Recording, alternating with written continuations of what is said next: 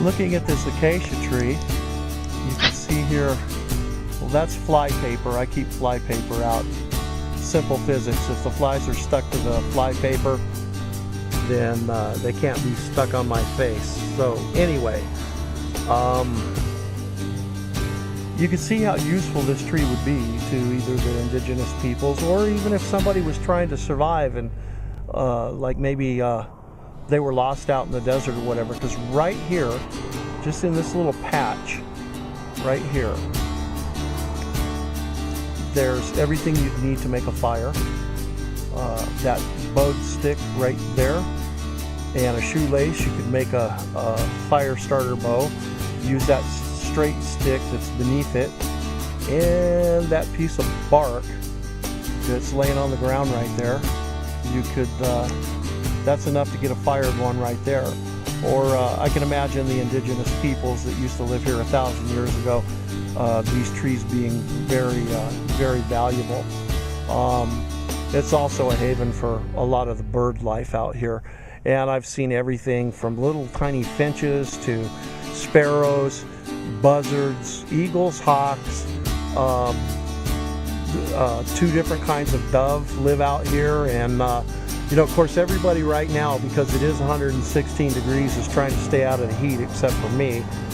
And so we'll try and film all of this stuff as it goes, and give you a sense of what all's out here. Even has those little black birds that are roughly halfway between, say, a sparrow and a crow, with the orange eyes and the red little top-notch thing that makes them look like punk rockers. And they come up and they go caw caw, and it has all of that stuff out here. Here's one of the little finches that I was talking about up here, and let's see, he keeps flitting and jumping around, but let's see him in that area right there. What we have here is one of the forms of wildlife that lives out there. And I don't know if I'm zooming in on him or not, but I'm going to try to show you this lizard that's right there. He's kind of a whiptail. And let me see here. I'm going to give him a drink of water to get him moving for you so that you can see him. Got my squirt bottle. Okay, there he is. He's going to drink this water at first, but then pretty soon it annoys him. And he'll jump around and do flips and everything like that. There he is. There he is. See, he's getting a drink off of that stick right there. Look at him go. There he is. Hi, lizard. So that's just one of the kinds of lizards. I see many different varieties and species of lizard out here. There he is, he's back. He's certainly looking for food or water. Just another desert creature. Okay, I caught a lucky break today. I've been filming this area, and I'm with Mr. Tom Turner, who is, I guess it would be fair to say, Tom, that you're one of the founding fathers of Hope, Arizona? Well, since 1987 I have been. Okay. My name's Tom Taylor. Taylor. Yeah. I am so sorry. I've called you everything from Tom Tucker to whatever. But so how did you're from Ohio, is that correct? Yes. Okay, and how did you discover this spot of Arizona? I moved out here to Wickenburg, Arizona. Okay. And then my cousin Doug, which you know, he lived over in California. And I traveled through here on my way over to visit him in Big Bear, California. Sure. And they had this little area for sale, town for sale. And kind of jokingly, I kept telling Doug, I'm going to buy that little town over there. And we'd laugh about it. Finally, one day I had a realtor come out here from Wickenburg. Mm-hmm. And we struck up a deal with the guy that had the property. And that's how it kind of got started. And then my dad, he was an RVer.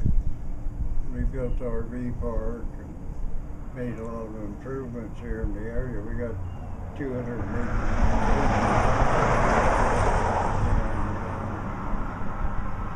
And it just kind of went on from there.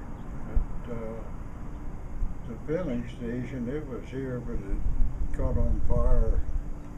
Burnt the roof and canopy off of it, and that old restaurant building, it was, we spent 6 months just cleaning up trash before we could even get started in a positive direction. Wow. So you basically restored the gas station here and the restaurant and what was how long has the RV park been here, Tom? Well, we actually got that started in, it actually got started in kind of we did it kind of in sections. And, around 1990. Okay. Yeah. And this is the slow season, so there's not a lot of activity over there, but I noticed that when I was out here during the winter, you get a lot of snowbirds here, right? Oh, yeah, the heat out here is mainly just a winter resort. Uh-huh. A lot of people come down from up in the northwest, Idaho, Washington. Canada and whatnot. Oregon, Utah. Uh-huh. Well, let me ask you this: what is your favorite thing about Hope, Arizona? What's the attraction for you? Oh, it's just the freedom and the clean air, and of course, I'm like everybody else. I don't like it when it's 110, 120 degrees, but in the wintertime, it's real nice. And, Yeah. I still have family over in Ohio, and I like to go over there in the summer and visit with them. So it kind of gives me kind of a summer place and a winter place both. Nice. Okay. So I guess part of the attraction, I guess you mentioned the winter, and I was here through the winter and spring, and I noticed that this part of the desert, especially back behind us, which is on this film, is particularly beautiful. A lot of wildlife, bighorn sheep, everything, and it's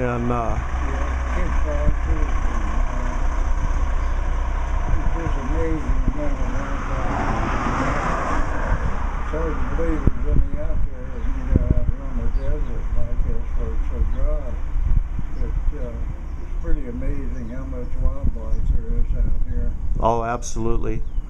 And the plant life is pretty diverse too. I mean, this is a different kind of desert than most people think of desert. I mean, this has several kinds of acacia trees, Palo Verde, the greasewood, the saguaro, the ocotillo, all of that stuff's indigenous here, and I found it especially gorgeous.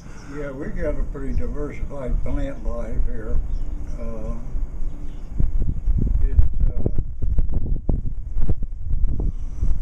The desert, a lot of people think of the desert like the Sahara Desert, sand. Exactly, or the Gobi. This is more of a mountainous area right in here. Uh-huh. And